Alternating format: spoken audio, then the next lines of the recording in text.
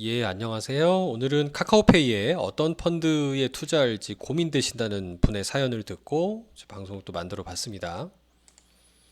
네, 신땡땡님께서 댓글을 달아주셨어요. 굉장히 긴 내용이라 한번 제가 읽어볼게요. 일단 카카오페이 펀드 배당 나오냐라는 질문을 드리고 제가 질문 너무 좋아한다고 그러셔서 질문이 좀 갑자기 늘어납니다. 많이 주세요. 네, 감사합니다.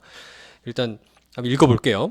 안녕하세요. 우연히 검색하다 이제 매딩님 채널을 보게 되었는데 이제 완전 초짜인데요. 뭐 저도 공부하는 처지고 뭐 다 초짜죠.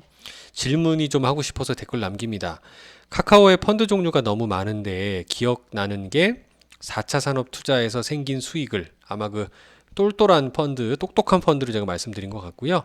수익이 생기면 안정적인 채권으로 다시 투자해서 굴려보는 걸 추천한다. 아마 이거는 제가 뒤에 영리안이나 쏠쏠한으로 이제 굴리는 그런 뭐 말씀드린 게 있어요. 이게 뭐 초짜라 귀에다 안 들어와서 죄송하다. 뭐 괜찮습니다. 뭐 이게 잘 안 들어오게끔 되는 거는 뭐 제가 오히려 더 죄송할 노릇이죠.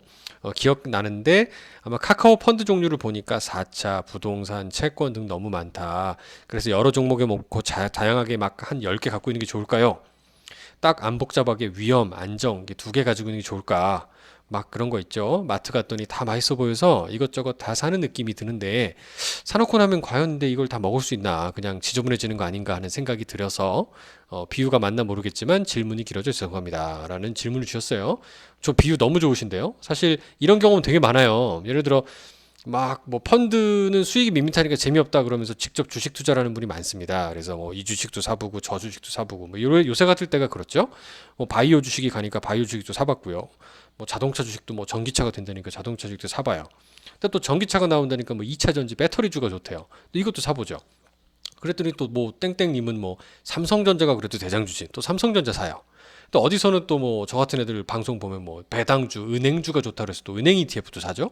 사나 보면 나중에 어떻게 됩니까? 뭐 이렇게 10개 이상 쭉 늘어나면서 결론은 펀드처럼 분산 투자가 돼버려요. 그러면 이제 어떤 게 대박이 나봐야 결론은 한 놈한테 집중한 것만 못한 일이 발생합니다. 이게 이제 종목 선택에 이제 리스크가 발생할 수가 있는 거죠. 그래서 이거는 당연히 우리가 이제 흔하게 이제 겪으실 수밖에 없는 문제가 되고요.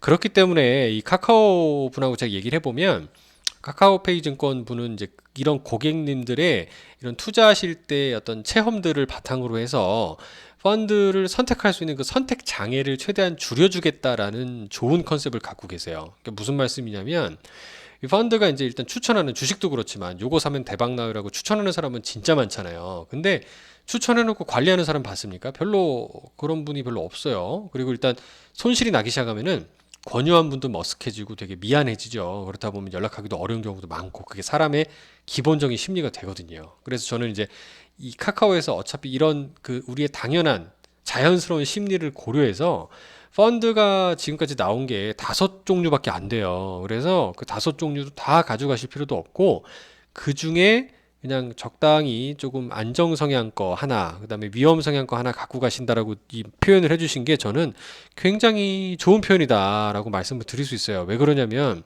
여기서 위험이라고 하는 건 오래 투자하실 만한 것들은 좀 위험을 타더라도 변동성이라는 위험을 타더라도 수익이 높게 나타날 확률이 높다는 거죠. 그래서 똑똑한 4차 산업펀드 이런 것들은 이제 위험형으로 분류해서 그냥 오래 뭐 잔돈이 생기든 목돈이 생기든 내가 오래만 가져갈 수 있다 그러면 꾸준히 이렇게 적금처럼 들어두시면 좋겠다라는 생각을 강력하게 합니다.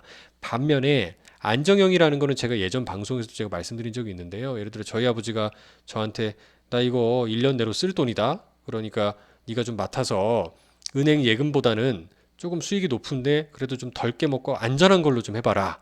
그게 사실 제일 어려운 질문이긴 해요. 은행 예금 이자보다 더 받으면서 원금 손실이 안 나야 된다. 이런 게 있으면 뭐 누구나 다 하죠. 그래서 이런 그 안정형이 근데 카카오에서 지금 얘기하는 두 가지 유형을 보면 얼추 충족을 하거든요. 그래서 저도 위험, 똑똑한 펀드랑요, 안정이 영리한이랑 쏠쏠한이랑 두 종류가 있거든요. 한 이 정도 위험한 거, 안정적인 거, 이렇게 한 두 개 정도의 유형을 갖고 가면은 정말 적합하다고 판단이 돼요. 그래서 위험한 것도 제가 일전에 말씀드린 게 수익이 한 5%씩, 이게 카카오에 들어가면 계좌 수익률 나오잖아요. 5% 나면 그냥 찾아버리세요.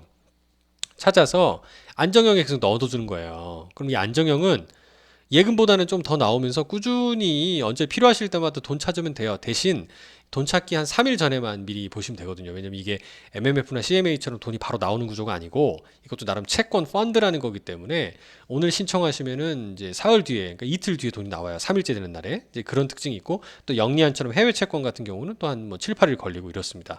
그래서 그런 내 돈 필요한 주기만 맞춰주시고요. 위험한 거 안정적인 거 넣어놓는 게 저는 가장 마음 편하다라고 생각이 들어요. 그러니까 뭐 말은 초짜라고 하셨지만 그 초짜라고 탈을 쓰신 굉장히 고수의 질문이실 수 있다라고 저는 생각이 들었고요.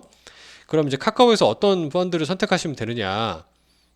제가 이렇게 표로 정리를 한번 해봤습니다. 일단 첫 번째, 2월 말에 이제 이 삼성부터 해서 키움, 미래에셋 이 세 가지의 EMP라는 ETF 투자하는 펀드를 론칭을 했고요. 그리고 제 기억이 10월이었던가요? 제가 갑자기 기억 까먹었네. 7월 달로 7월이었나 보다.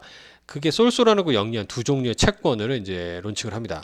그래서 여기 보시면 삼성 그다음에 키움 이렇게 이름이 헷갈리니까 길잖아요. 그래서 이 키워드가 있어요. 믿음직한 펀드.